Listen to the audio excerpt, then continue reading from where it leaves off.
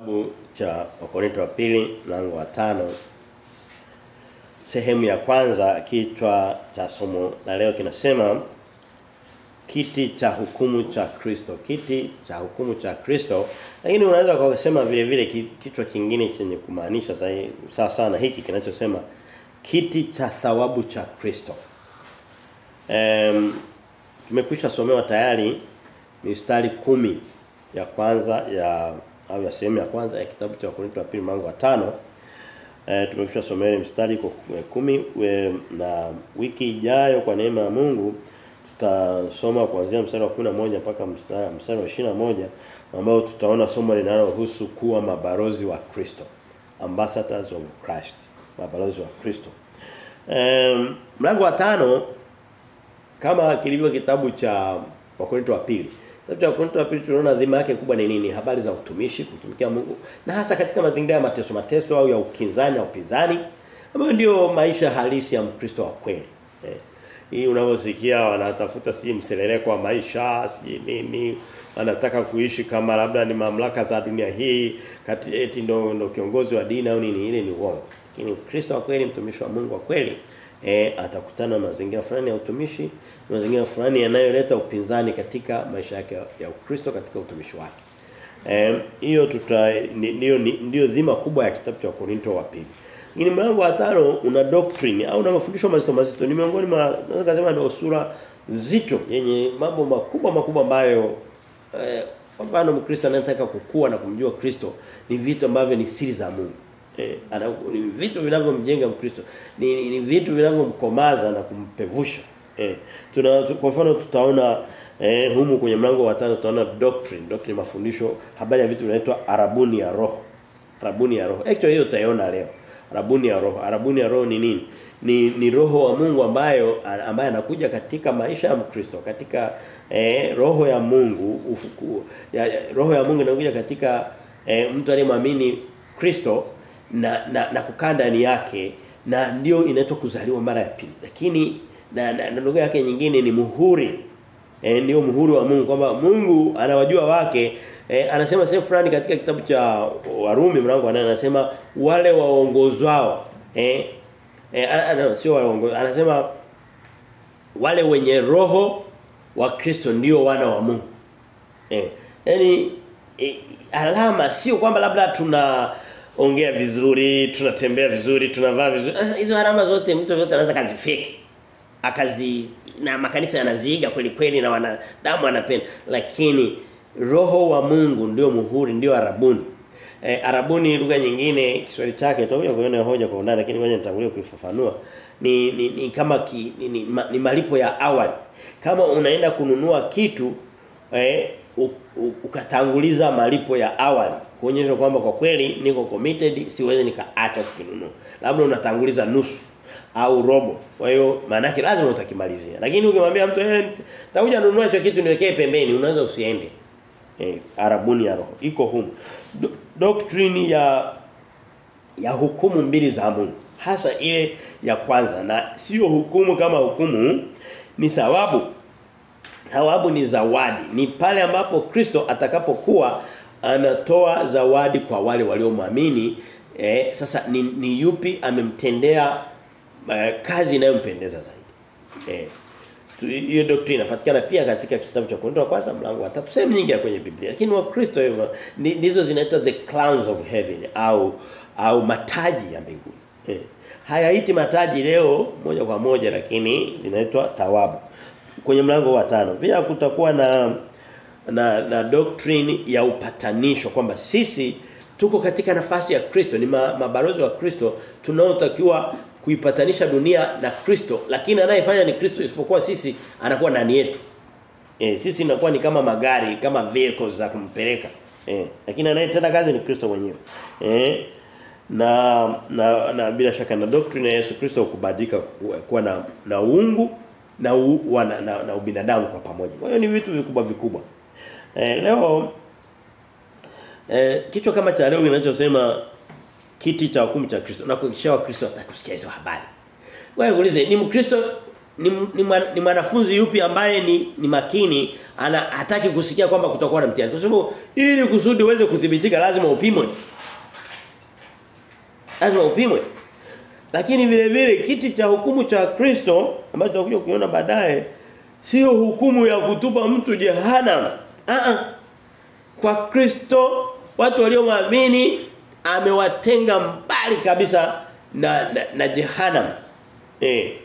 Bali anawapanga katika viti vya utukufu.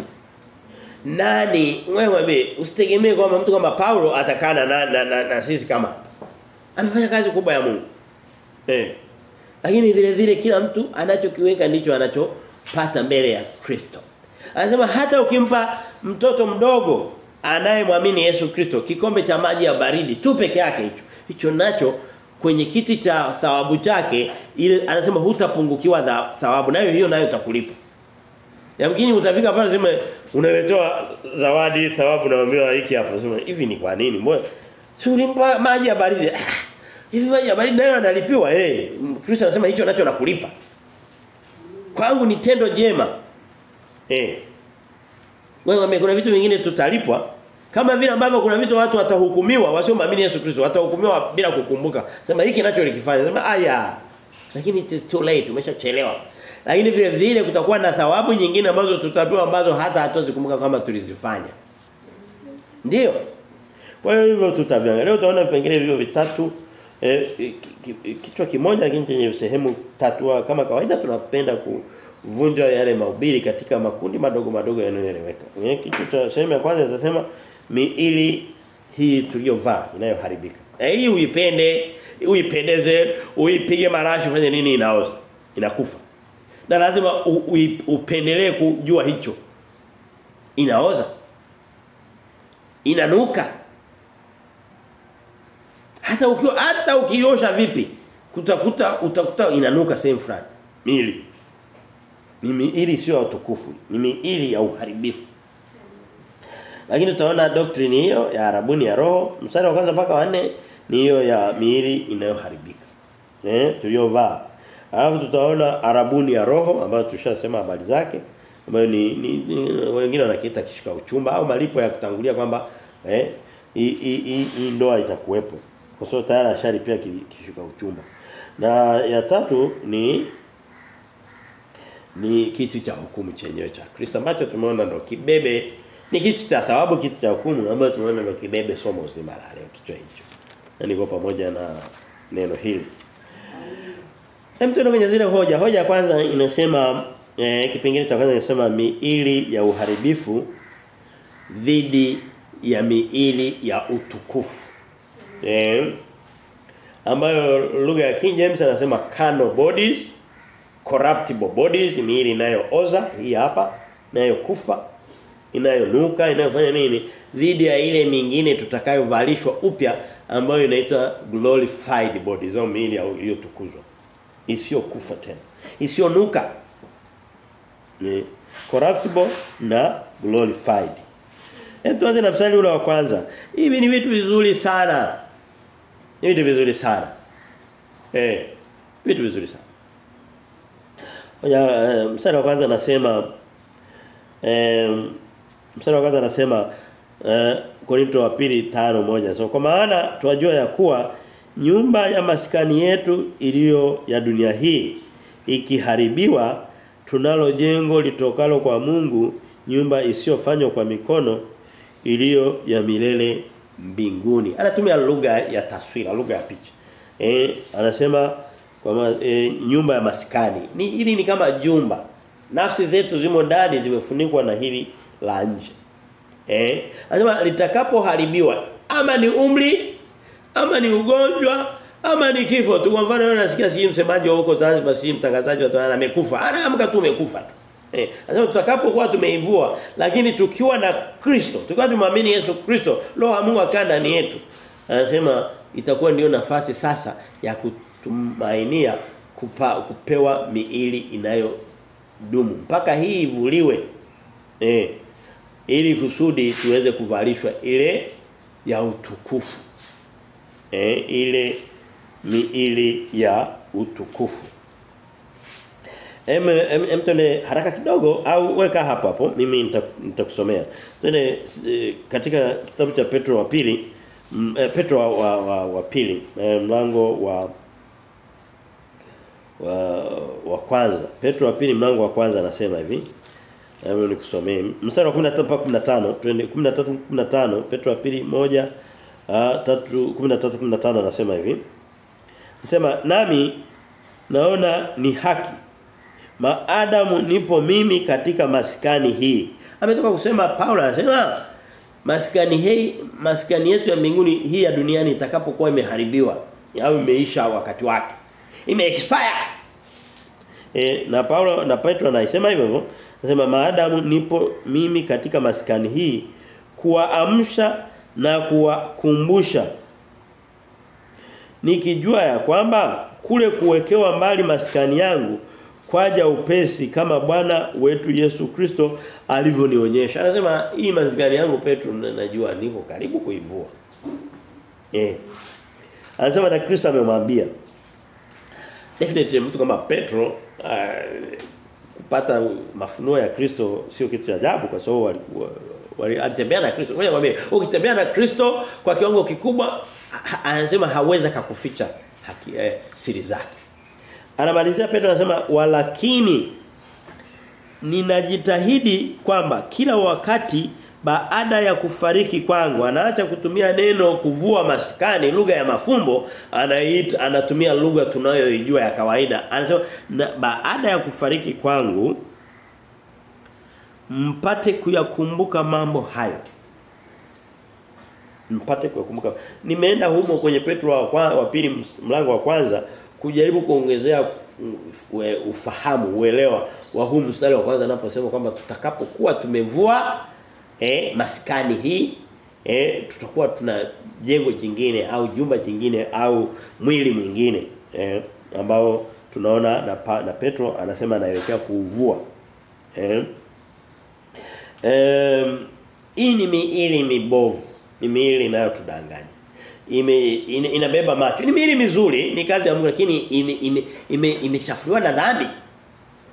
Biblia inasema damu na nyama, miili hii yenye kuongozwa na damu na muscles na nyama haiwezi kwanza kumpendeza Mungu. Biblia inasema lakini vile vile anasema haiwezi ikarithi uzima wa milele. Kwa hiyo tuipende ndio lakini tusiipende kupitiliza. Biblia inasema hawa ndio wale ambao hawakuyapenda sana maisha yao. Leo hii Wakristo wanapenda maisha yao, miili yao. Waiheshimu, waitukuze, itakuja kukubetray, itakuja kukubetray ni kufanya nini? Kukusaliti. Lazima vitaachana tu. Okay, sasa anachotaka kusema nini? Anasema tuwekeze sasa katika ile miili inayodumu. Hakuna atakayepata mwili unaodumu ambao hatapewa na Kristo. Lazima tupewe na Kristo. Ndiye atakayetoa ile miili. Ukisoma hii miili ni ukisoma katika Mathayo 26:41 anasema roho radhi lakini mwili ni dhaifu. Ili tukiruhusu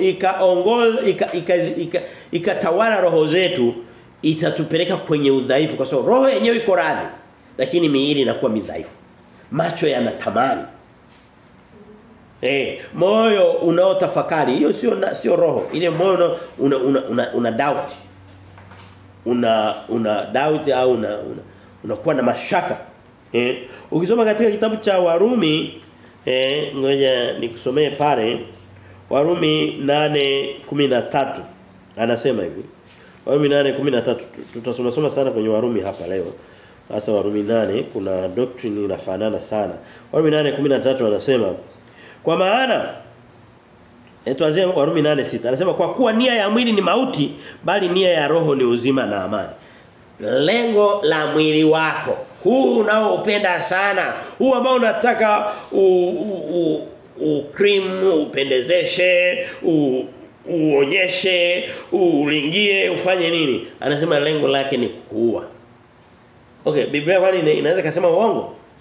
Hapana, Biblia inasema katika mlango wa 8 wa kitabu cha Warumi mstari wa 6 anasema kwa kuwa nia ya mwili ni mauti, bali nia ya roho ni uzima na amani. Lazima tuwekeze katika hivi uzima na amani ambayo ni roho. Lakini mwili hatutauacha vile vile. Isipokuwa lazima. Bwana anasema nina utiisha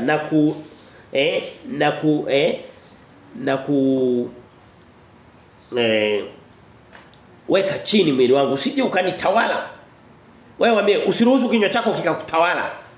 Labda kama unahubiri injili kama hivi tunavyohubiri. Na hapa sio kinywa changu ni kinywa cha Kristo. Usiruhusu macho yako yakakutawala. Ndio kweli sio kweli? Usiruhusu tumbo lako likatawala. Utakula visivyolika. Warumi 8:13 anasema kwa maana kama mkiishi kwa kufuata mambo ya mwili mwataka kufa, bali kama mkiafisha matendo ya mwili kwa roho mtaishi. Ndio chakula cha roho. Roho ili kusudi pate nguvu iweze kuishi ni hili neno la Mungu. Wewe inawezekana wewe ulieka hapa. Kama ndio Mtanzania wa kwanza kusoma kitabu cha Wakorintho wa pili mlango wa 5 kama somo kuanzia mstari wa kwanza na kufunga mpaka mwisho. Inawezekana ikawa ni wewe peke yako. Na mwingine anaweza kuwa anatufuatia kutokea mbali. Inawezekana sijui. Labda.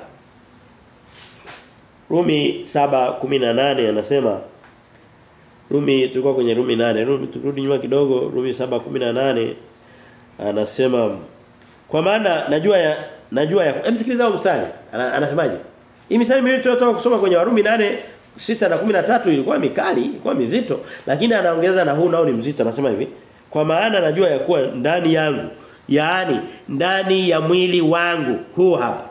Ambaye anasema anajua atauvua na lazima uvue. Na lazima tuuvue, tuupende. Anasema ndani ya mwili wangu halikai neno jema kwa kuwa kutaka nataka bali kutenda lilo jema sipati. Mwili unakuwa kwazo. Hasa tukiruhusu mwili umeushibisha na television. Umeishibisha na kila aina ya tamaa. Ule mwili hautawaliki. Ndani yake halikai neno jema. Imeandikwa kwenye Biblia. Vipi mbona kama umejikunyata? Yamekushinda kuyabeba. Ni Biblia hiyo. Ni kweli nzuri. Kwa mfano hapa anasema katika Rumi 7 iko naenda kufafanua mstari wa kwanza wa Wakorintho wa 2:5. Rumi 7:22 anasema kwa maana naifurahia sheria ya Mungu kwa utu wa ndani. Anaposema utu wa ndani anaongelea ile roho ambayo haionekani iko ndani. Kwa utu wa ndani. Lakini katika viungo vyangu naona sheria iliyo mbali inapigana vita na ile sheria ya akili zangu na kunifanya mateka ya ile sheria ya dhambi iliyo katika viungo vyangu. Ndani ya viungo vya wanadamu kuna sheria ya mateka na dhambi. Kwa hiyo anaongelea kwamba tutafika kipindi fulani tuivue hii. Ama kwa kupenda ama kwa kutokupenda. Anaenda katika turudi pale kwenye Korinto wa 2:5 mstari wa 2 anasema hivi. Mstari wa kwanza anasema kwa maana tuwajua ya kuwa nyumba ya maskani yetu iliyo ndani ya dunia hii ikiharibiwa tunalo jengo litokalo kwa Mungu, nyumba isiyofanywa kwa mikono iliyo milele mbinguni. Nasema hii itakuwa ni ya milele huko mbinguni. Na wakati mwingine tunasema mbinguni tunamaanisha maisha pamoja na Kristo. Biblia inasema tutaishi katika dunia mpya na mbingu mpya muda mwingi wa maisha yetu ya milele.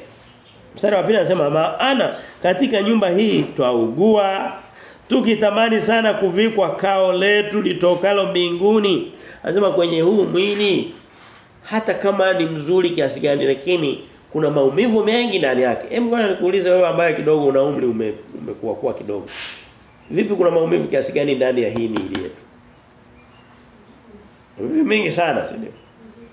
Iko ni mengi. Biblia haikosei. Hata kama mtu atakuwa anataka kwenda kuinadi dunia mtaani ile miili, lakini hatima yake ni maumivu. Ni maumivu. Aibu anasema maisha ya dunia hii ni yamejawa na taabu nyingi na furaha kidogo. Na alisema hivyo, ninafikiri alisema kweli na ni neno la Mungu. Sasa wewe anasema mstari wa pili anasema tunaugua. Na anasema vile vile anasema hii miili yetu hii ilipoharibika ili affect hata wanyama na viumbe vingine vya dunia hii. Hebu angalia wale wanyama wa polini mateso wanayopitia kule polini.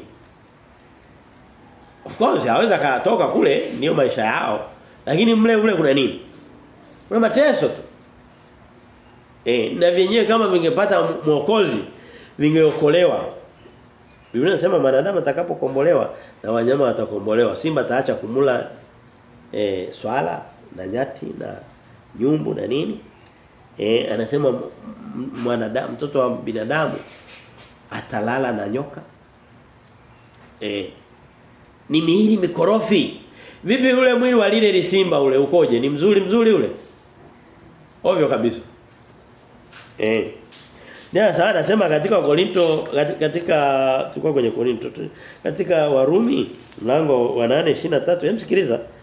Hii miili yetu hii tulioipata katika huko la dhambi ilileta madhara hata nje yetu. Wewe waambie tunapoanguka katika dhambi haitudhuru peke yetu na dhuru na watu wengine.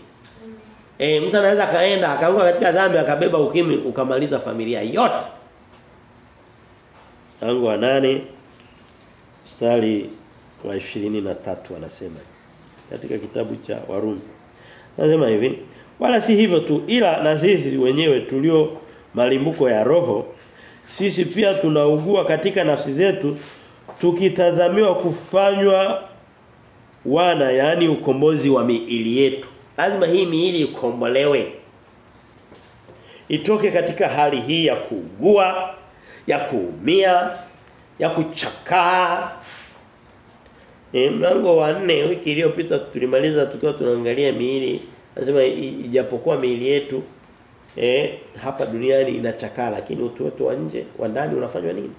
Unafanywa imara kila itwapo leo. Wewe kuombe Mkristo, hii miili hata ukifanya vipi italeta makunyanzi. Na isipoleta makunyanzi itaugua. Italeta vidonda. Itatoa damu. Itachoma sindano itaumia. Vipi mbona kama mmekaa kimya kana kwamba mnasikiliza maneno mabaya? Maneno mazuri lakini ni fact.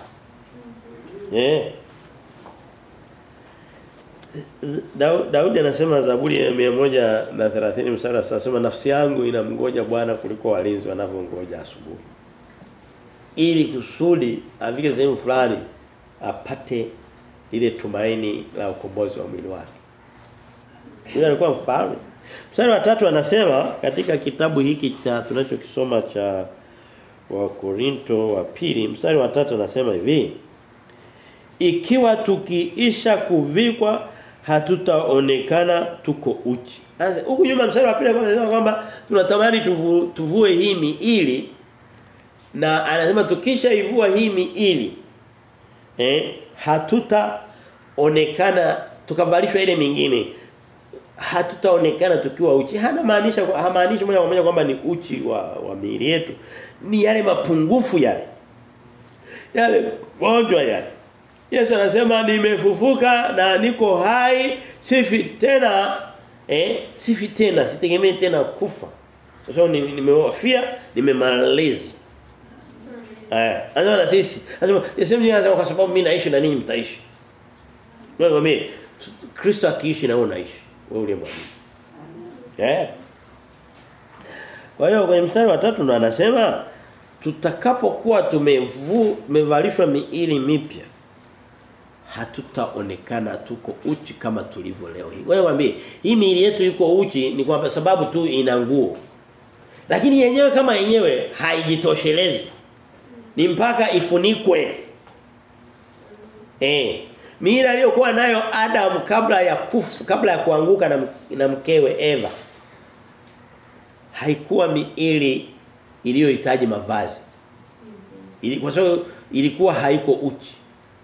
Na walikuwa uchi lakini hawakuweza kugundua yani ilikuwa mikamilifu. Lakini walipoanguka kwenye dhambi ambayo na sisi Wakristo wengine tumeanguka, ile miili ikaanza kuwa uchi. Anasema sasa tutakapokuwa tunavikwa hiyo mipya kama ile ya awali mizuri, hataonekana tukiwa uchi. Wewe hii miili yetu iko uchi. Na tunatakiwa tuivalishe. Mkristo ukitembea maungo yako nje unatembea uchi. Ndio Biblia inasema. Na aibu yako inaonekana. Lakini mtu ataona kama sio aibu, ataona ni mapambo. Ni mapambo.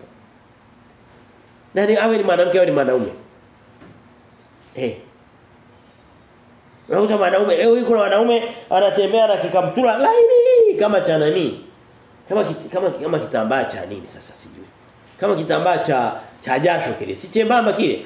Unakuta mtu amevaa kasuruali, kakaptula kanafika juu sana kabisa mbali ya magoti. Yuko barabarani anatembea. Wewe wale wanakuwa wanatia kinyaa. Ndio sio? Wanatia kinyaa. Wengine utakuta na manyweleo makubwa. Anatembea na mwingine anatembea kifua wazi ili kusudi watu waone, lakini anatakuwa anatia kinyaa vile vile. Kwa sababu anasema hii miili yuko uchi. Kazi yake ni kufunikwa. Leo hii ni fashion. Watu kutembea uchi nusu uchi. Hivi sio vitu vya kukemea kwa sauti ya kuimba. Hapana, hivi ni vya kukemea kwa sauti ya kubweka. Anasema piga paza sauti, piga kelele, piga paja mguu wako, waambie watu wangu kosa lao na nyumba ya Israeli dhambi yao. Piga kelele, paza sauti. Amina. Mstari wa 4 anaendelea na bado yuko anaendelea ubaya wa hii miili yetu. Anaendelea. Sasa kwa nini tunayo mibaya? Ni sisi tulianguka katika dhambi. Mstari wa 4 anasema hivi. Kwa sababu sisi tulio katika maskani hii twaugua tukilemewa, si kwamba tunataka kuvuliwa bali kuvikwa ili kitu kile kipatikanacho na mauti kimezwe na uzima. Anasema tunapotamani ile miili ya utukufu ile miili sio uchi. Sio kwa sababu tunataka tufe. Anasema ni kwa sababu tunatafuta kilicho bora. Sisi sio wale wanaojitoa muhanga. Pana, lazima tunapoishi katika miili hii tuiheshimu. Mtu anapofikia hatua kujitundika, huyo ni mbaya zaidi kuliko ambaye hata anaanza anatembea uchi sasa. Hii miili nayo tuliyopewa hata kama umepewa, nimepewa, sio kwako. Tunatakiwa tuitunze, tuifikishe kwa yule aliyetukabidhi salama. Anasema tunapotamani kuivua sio kwa sababu tufe tupotee. Ni kwa sababu tunajua tunayo. Ndio sababu wewe watu wengi wasio na Kristo wanaogopa sana kifo.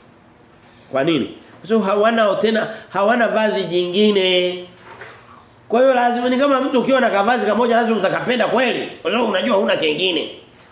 Pale anasema tunajua hii ya kwanza hii ikiharibiwa hii inawezekana tuenda Kaisara akaiharibu akatuua, wakina Petro wakina Yakobo wakauawa na yeye anasema tuna mingine ambayo ni bora zaidi. Kwa hiyo haitupi shida sana.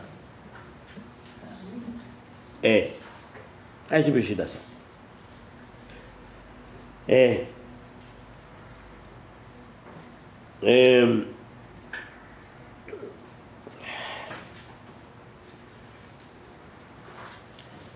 Anasema katika tulikuwa kwenye Wakorintho wa pili, tena kwenye Wakorintho wa kwanza kulia kushoto kidogo pale kuna mlango wa 15. Wakorintho wa kwanza anasema mstari ule wa 40 anasema hivi. Wakorintho wa kwanza 15:40 anasema hivi. Sikiliza. Anasema tena kuna miili ya mbinguni na miili ya duniani. Lakini fahari yake ile ya mbinguni ni mbali na fahari ya ile ya duniani ni mbali. Kuna fahari moja ya jua na fahari ya mwezi na fahari nyingine ya nyota Maana iko tofauti ya fahari kati ya nyota na nyota, kadhalika na kiama ya wafu. Hupandwa katika uharibifu, hufufuliwa katika kutokuharibika. Hupandwa katika aibu, hufufuliwa katika fahari. Hupandwa katika udhaifu, hufufuliwa katika nguvu. Tunatafuta, tutakapokuwa tunapanda, tunapoteza hii miili, tunafufuliwa katika miili isiyoharibika, isiyo yenye nguvu, miili yenye nguvu, miili ya utukufu. Miili isiyokufa, isiyougua. Lazima tuitamani hiyo. Lakini sasa hivi utamani kitu inatosha. Natamani ningekuwa na shamba. Inatosha kuwa na shamba. Nifanyie kazi. Pokea wokovu bure. Mimi nasema yeyote atakayesikia neno la Kristo na kuliamini na akalikiri na kwa kinywa chake ataokolewa.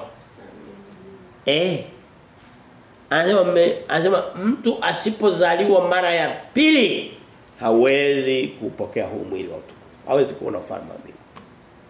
Anasema mmezaliwa mara ya pili kwa neno la Mungu lenye uzima, sio kwa mbegu isiyoharibika bali kwa mbegu sio kwa mbegu inayoharibika bali kwa mbegu isiyoharibika ambayo ni neno la Mungu la uzima. Petro wa kwanza mlango wa kwanza mstari wa 25.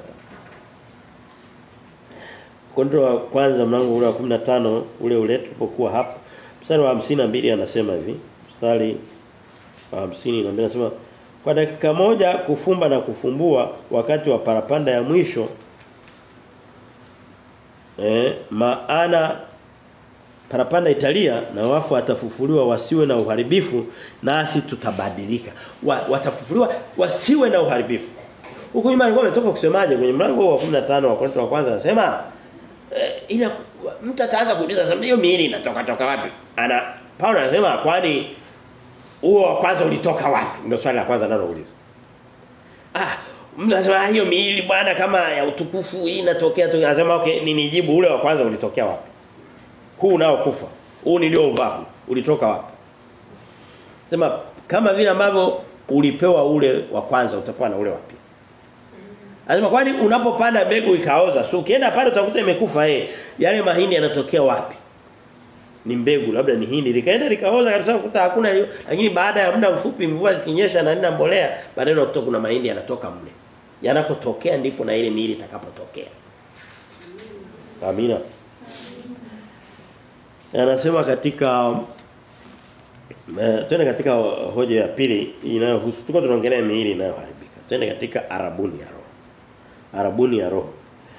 Anasema mstari ule inaanzia mstari wa 5 mpaka wa 9. Korinto wa pili mlango wa 5 mstari wa 5 mpaka wa 9. Mstari wa 5 anasema hivi.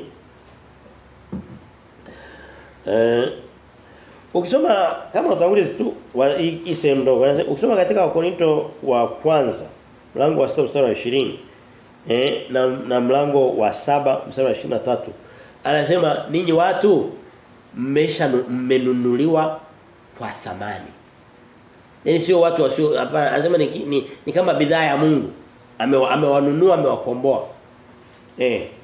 Anasema ninyi sio mali yenu wenyewe. Wewe unapotoka hapa mwili wako ukaufanyia unachotaka na nafsi yako na nini, anasema unakuwa ni kama unatumia, ni kama mtu, kwa mfano mtu kama umevaa nguo ni ya kwako, hata ukienda ukapita kwenye takataka hauna shida. Lakini nguo ya kuazima unabidi uitunze vizuri. Sio ya kwako. Wewe nikurudishe nyuma kidogo. Umo kwenye Wakorinto wa kwanza hoja zinafanana. Wakorinto wa kwanza 7:23 anasema. 7:23 anasema. Anasema mlinunuliwa kwa thamani, msio watumwa wa wanadamu. Kwa hiyo tunapata concept, tunapata hoja ya kununuliwa. Sasa tukishapata hoja kununuliwa, tuisome tena katika Wakorinto wa kwanza 6:23 anasema 6:20 anasema hivi.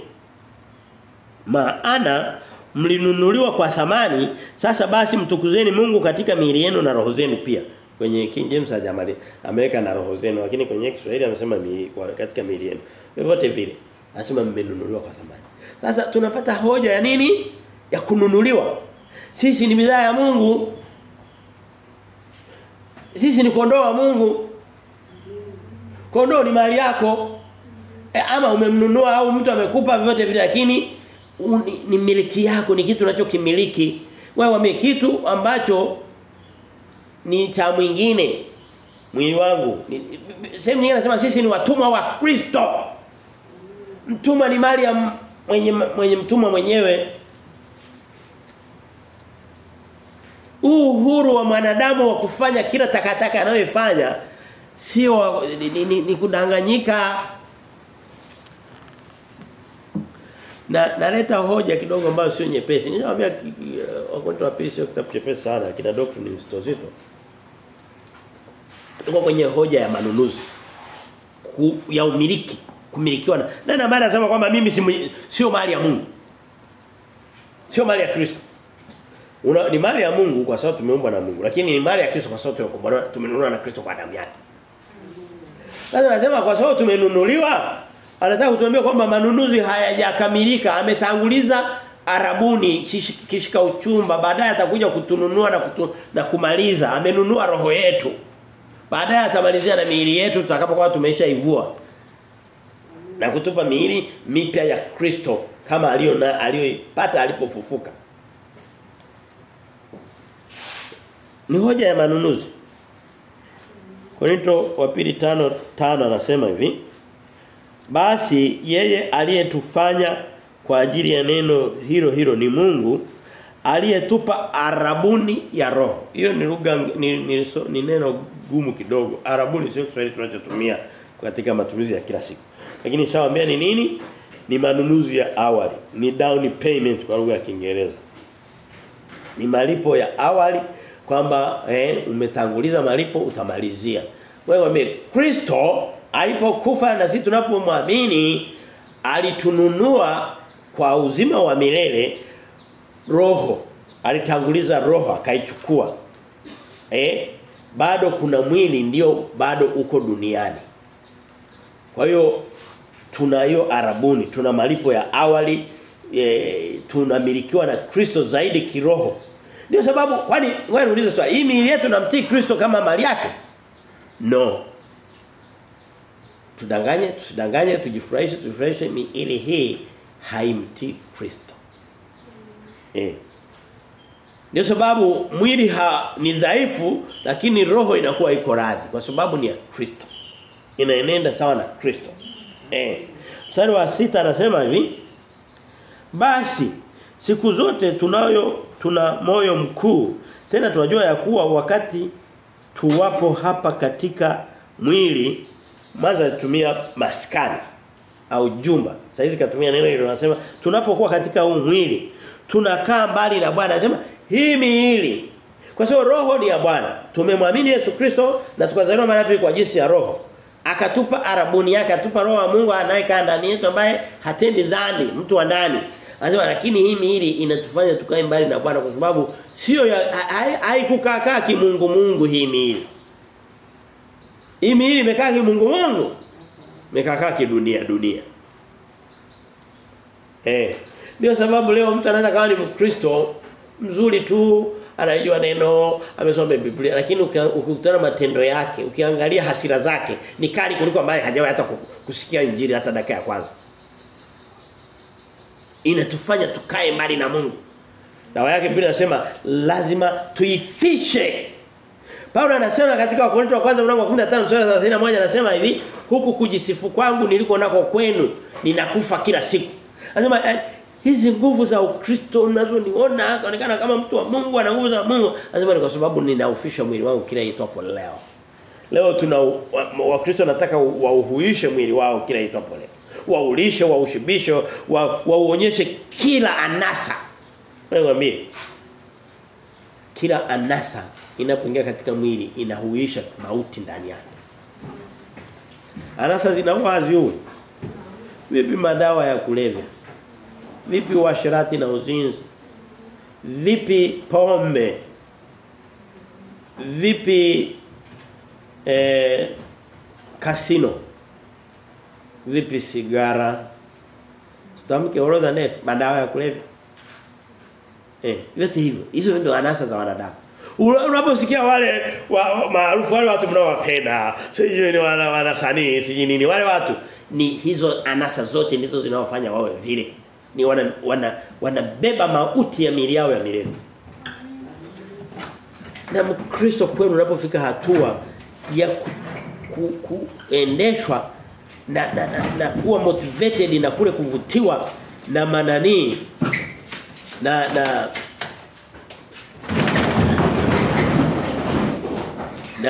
na hao wanaoitwa wasanii unakuwa ni upofu jamani. Ni upofu. Ukiacha anasa za miili yao, pombe, madawa ya kulevya, washiratu na ushoga na nini, ili kusudi aweze kukuimbia mwili usisimuke, anakuwa mtu wa ushoga. Lakini kuna mtu mwingine akisikia hao wanaitwa sindo wasanii ametokeza mtaani, wewe mwambie anaweza hata akasahau Biblia yake mkamchukulia mtakutana naye Jumapili mpe. Amewahi. Ni upofu mkubwa sana.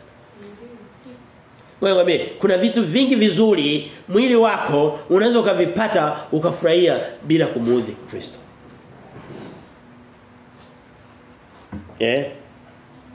Ndio ukweli. Arabuni ya roho. Mstari wa hiyo leo naomba nisifafanue sana kwa sababu muda. Lakini ukisoma tulisoma kwenye Wakorinto wa pili mlango wa kwanza. Tulipoanza kitabu mlango wa kwanza mstari 22 tuliona hizo habari za arabuni ya roho. Anasema naye ndiye aliyetutia muhuri akatupa arabuni ya roho mioyoni mwetu. Akatupa malipo ya awali, umiliki wa awali ndani ya nafsi zetu. Ambayo ndio inafanana na mstari wa ngapi? Mstari wa 5 anaposema hivi, huu wa leo anaposema basi yeye aliyetufanya kwa ajili ya neno hilo ni Mungu aliyetupa arabuni ya roho. Neno lile. Kristo wa leo, awe ni askofu lao, awe ni baba lao, si papa lao, hilo neno kwake yani hoja hajui kabisa, ni giza jeusi. Hajui chochote. Ni giza. Efeso 1 kwa sababu ni kitu kikubwa kidogo, ngoja nikitafute inapopatikana.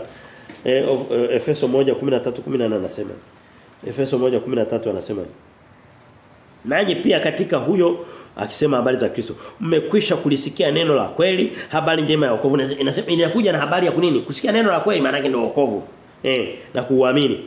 Nanyi pia katika huyo mmekwisha kusikia neno la kweli, habari njema ya wokovu. Sio kwenda kanisani na kwa ni ule wokovu wa kiroho. Kwa jinsi ya imani. Tena mmekwisha kumwamini yeye. Unaona imani lazima ihusike. Na kutiwa muhuri wa roho yule kwa ahadi yule wa ahadi aliye mtakatifu ndiye aliye arabuni ya urithi wetu. Tunaponunuliwa na Kristo, tunapopata malipo ya awali ya Kristo, kitu tunachokipata kimoja wapo ni urithi katika Kristo. Mali za Kristo na uzima wa milele wa Kristo, mambo yote ya Mungu tunayarithi. Anasema arabuni ya urithi. Yaani kama ni neno la kuondoka nalo leo, naomba uondoke na habari za hii arabuni. Ni kitu muhimu sana. Ili kuleta ukombozi wa miliki yake kuwa sifa na utukufu wake. Anasema Korinto Rumi 8:23 shaisoma, anasema marimbuko ya roho. Marimbuko ni nini? Ni kitu cha awali, ni mazao ya mwanzoni yani, ndio marimbuko. Ni vitu vinavyotangulia kuja kabla vingine. Kwa hiyo Mungu alipokuja kutukomboa, Kristo alipokuja kutukomboa, alianza na malimbuko ya roho. Zao la kwanza linalopatikana ni roho zetu. Baadaye ndio inakuja sasa shamba zima ambalo ni miili yetu, ambayo tutaipata baada ya kuvua hii na kuvalishwa ile inayoishi. Nilikuwa nasoma mlango wa 5 mstari wa 6 anasema akatufufua pamoja. Turudi pale kwenye mstari wa 6 anasema basi siku zote tuna moyo mkuu, tena tunajua ya kuwa wakati tuwapo hapa, anasema tunakaa mbali na Mungu. Mstari wa 7 anasema kwa maana twaenenda kwa imani si kwa kuona. Anachoongeza huu mstari wa 7 ameweka kwenye mabano. Parenthesis. Anamaanisha kwamba ni usome tena. Anasema hivi, maana twaenenda kwa imani si kwa kuona. Anasema mambo tunapokuwa tunaongea mambo ya kimungu haya, mambo ya rabuni ya roho, ni mambo ya imani, hayaonekani kwa macho. Leo hii Wakristo wanataka kila kitu wakithibitishe kwa macho yao. Mungu alimwambia, Yesu alimwambia katika Yohana 20 pale. Alimwambia Tomaso, akasema Tomaso, wewe umeona ukaamini. Sawa, haina ubaya. Lakini anasema wanaheri wale ambao wataamini bila kuona. Anasema lazima tuwe na macho ya rohoni. Anasema macho yenu ya rohoni atiwe nuru, muweze kuona na kuelewa haya mambo na kuyaishi. Ngoja nikuombe wewe Mkristo katika hatua moja unayomkulia na kumkaribia Kristo. Jifunze kwa yule mtu ambaye hajengi Ukristo wake katika vitu vinavyotokana na macho ya nyama haya na viungo vya mwili huu. Tuwe na vitu vyenye nguvu za kiroho. Usifunge kwa sababu umetangaziwa kufunga. Hiyo ni kwa jinsi ya mwili. Funga kama unasema ya kufunga.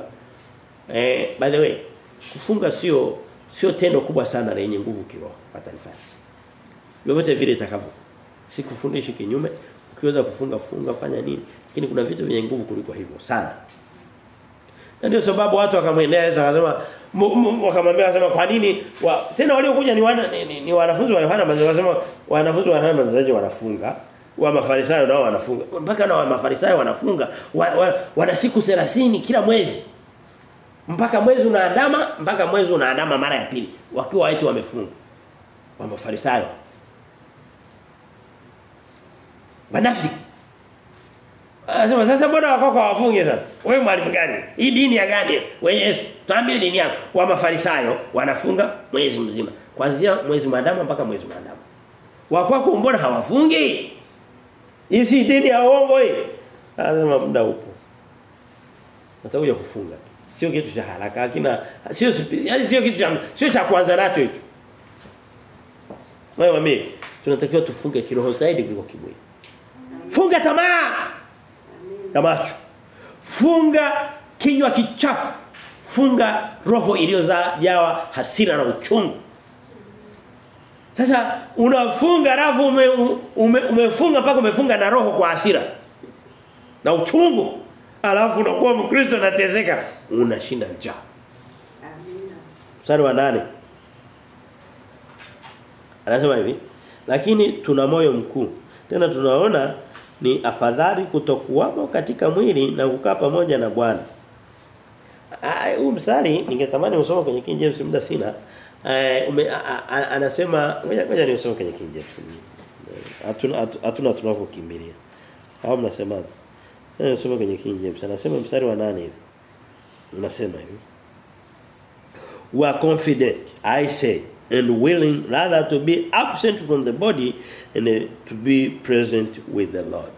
Lazima tunapokuwa tuko nje ya huu mwili, tunapokuwa tumeuvua huu mwili, tunakuwa tuko pamoja na Kristo. Mstari unatufundisha hauna tofauti na Filipi sehemu fulani. Filipi mlango wa kwanza kwamba tunapovua hii miili inatupa moja kwa moja nafasi ya kwenda kukaa pamoja na Kristo. Watu wengine wanakuambia mtu akifa anaenda na kasi hii sehemu fulani anasubiri. Anakuwa inaitwa doctrine ya soul sleep, yani kusinzia kiroho tu, hayuko sehemu fulani hapana. Anasema Paulo anasema katika kitabu cha Wafilipi mlango wa kwanza mstari wa 23, ngoja nikausome kwa sababu hauko mbali. Anasema mstari wa 23 anasema hivi, ninasongwa katikati ya mambo mawili, ninatamani kwenda zangu nikae na Kristo. Na mstari wa pili nasema pia nasema maana ni vizuri zaidi sana, bali kudumu katika mwili kunahitajika kuhitajika zaidi kwa ajili yenu. Anasema ninatamani niende nikae na Kristo. Mtu anapokufa haende akapotea akawa ametulia miaka 1000 anasubiri. Anasema Biblia inasema anakuwa amekaa pamoja na Kristo. Ukisoma katika kitabu cha Ufunuo mlango wa 6 sehemu fulani mwishoni nafikiri mstari wa 12 anasema zilionekana roho ziko chini ya madhabahu mbinguni. Zilikuwa zinataka ziweze kufanya nini? Kulipiwa kisasi. Anasema Mungu mbona unachelewa kama kulipa kisasi? Mungu anasema tulia kidogo, muda bado. Kwa maana zile roho zilikuwa hai. Anasema wakavikwa mavazi meupe ili kusudi waweze kustahili. Kinachokuwa kimekosa ni ile miili ya utukufu inayofanya kazi duniani, ya utukufu kama aliyokuwa nao Kristo alipokuwa amefufuka. Lakini uhai na furaha na mavazi matakatifu ya mbinguni, wale watu wanapokuwa wameondoka wamemtumikia, wamemwamini Yesu Kristo, wanaenda wanapewa mara moja. Ndio sababu tunasema kwenye Wathesalonike wa kwanza mlango wa 4 mwishoni mpaka mlango wa 5 anasema Kristo atakapokuja atakuja na zile roho atashuka nazo. Anasema tutakutana nao angani. Waliotoka juu, roho zao zikutane na miili yao ziweze anasema katika kufumba na kufumbua itakuwa imebadilika. Mstari wa 9 anasema ngoja nikukumbushe kitu cha somo leo kinasema nini? Kinaongelea habari za kuvua miili hii na kuvaa miili mipya kwa jinsi ya kumamini Bwana Yesu Kristo. Na mambo yanaenda sambamba na hayo. Ikiwa ni pamoja sasa hiyo kitu inaenda na hoja tunayokuja kukutana nayo ya tatu inayoitwa ukiacha ya Arabuni na nini inayoitwa kiti cha hukumu au kiti cha thawabu cha Kristo. Sasa tunasema kwa hiyo tena ikiwa tupo hapa au ikiwa hatupo hapa twajitahidi kumpendeza Mungu. Mkristo naomba nikutie nguvu, nikutie moyo au nikutie hamasa. Jifunze kutamani kumpendeza Mungu wako. Kabisa. Anasema huyu ni mwanangu mpendwa niliyopendezwa. Naenda furahia mambo yake. Huyu mama anavolea watoto wake napendezwa naye. Huyu bibi anavyokuwa mfano kwa wajukuu zake napendezwa naye. Huyu baba anavyowaongoza familia yake napendezwa naye. Huyu fanya kazi anavyowajibika kazini kwake katika aliyo mema, sio katika kula rushwa. Maana mfanyakazi wa leo kiashiria chake kikubwa ni faida binafsi. Ni rushwa. Lakini wajibikaji wake katika kweli napendezwa naye. Anasema tunapokuwa katika miili hii tunafanya nini? Biblia inasema tupendeze Mungu ama tunaisha tumekufa. Biblia inasema katika Zaburi ya 116 mstari wa 15 anasema ina thamani sana mauti ya mcha Mungu. Mungu anapoona mtumishi wake amemaliza mwendo, ameondoka mwilini, anaona ni tukio la heshima na thamani kuliko muovu anayeangukia kwenye hukumu dakika hiyo. Kwa hiyo tunampendeza Mungu katika kufa kwetu. Wewe waambie, hebu tafuta kumpendeza Mungu ukiwa hai, ukiwa kijana, ukiwa binti, lakini vile vile hata ukiwa mtu mzima, lakini zaidi sana unapokuwa unaondoka duniani unaondoke katika kumpendeza Mungu. Katika kumpendeza Kristo. Naomba usinihukumu, nimekuhubiri neno la Mungu. Okay, sisemi hivyo kwa sababu naogopa kuhukumiwa hapa. Biblia inasema katika kitabu cha Ufunuo mlango ule wa 14 mstari wa 13 anasema heri wafu wafao katika Bwana. Kwa sababu matendo yao yanafuatana nao. Yaani mtu anaondoka na mizigo au na wingi wa ushahidi wa utumishi wake na wema wake. Matendo yake yanakuwa yanamthibitisha. Leo hii mtu anaondoka anafia katika ulevi. Anaondoka na kibuyu cha pombe. Muulize Mkristo na mimi, leo tunaongelea mambo yanayohusu kufa na kuua miili. Utaondoka na nini mbele za Bwana? Uliondoka na miili misafi na mpendeza Mungu, kauli nzuri, matunda ya Roho Mtakatifu. Katika Filipi ndio ushaisha. Filipi 1:21 anasema Paulo anasema mimi kuishi ni Kristo na kufa ni faida. Yaani vyote ni vizuri kwangu. Wewe ulize na wewe ni vizuri kwako? Kuishi kwako ni Kristo au ni dunia? Je, ukifa ni faida ama unakoenda ni kuzuri zaidi? I don't know. Tafuta hayo. Hoja ya tatu na ya mwisho haraka sana ni ile iliyobeba ujumbe wa leo sasa. Inaitwa kiti cha thawabu cha Kristo. Naomba mimi nitumie kiti cha thawabu. Biblia inatumia kiti cha hukumu bila Kiswahili. Lakini hata Kiingereza inaitwa the judgment seat of Christ. Tulifundishwa doctrine ya hukumu mbili ni nafikiri nitaihubiri wiki ijayo. Nimeona ni ndefu. Nitahubiri wiki ijayo sehemu ya pili. Kwa hiyo somo la leo itabidi tubadilishe kichwa kwa sababu kitu cha hukumu hatukikuhubiri kwa sababu muda haujatosha. Tulikuwa tuna doctrine mbili sana kubwa ya kuvua na kuvaa miili mipya. Miili ya zamani ya kuvaa miili mipya ilikuwa sio nyepesi na doctrine ya kununuliwa kwa sehemu arabuni ya roho kwamba tunasubiri tutakapokamilika kununuliwa na miili yetu sasa. Kwa kuondoa hii isiyokuwa na thamani mbinguni. Mungu akubariki sana. Tutapokutana tunalazimika kurudi sasa katika tutahubiri mstari wa 10 peke yake. Mimi tutatubidi peke yake. Tutasoma na sehemu nyingine. Tutakotomesha hapa. Baba mbinguni nakushukuru kwa ajili ya neno hili. Kwa ajili ya mlango wa 5 sehemu tuliyosoma leo. Kama maneno haya Mungu sisi tuliosikia na wote watakaosikia na wote ambao Mungu wanawasikia kusikia ikaweze kutujenga, ikaweze kutuleta karibu na wewe. Tuomba baraka na rehema zako na upendo wako ukawe juu yetu nasi Mungu tukakupendeze wakati utakavyowezekana mbele yako. Baba tunakushukuru ni katika jina la Mungu Baba na Mwana na Mtakatifu. Umepokea yote. Amen.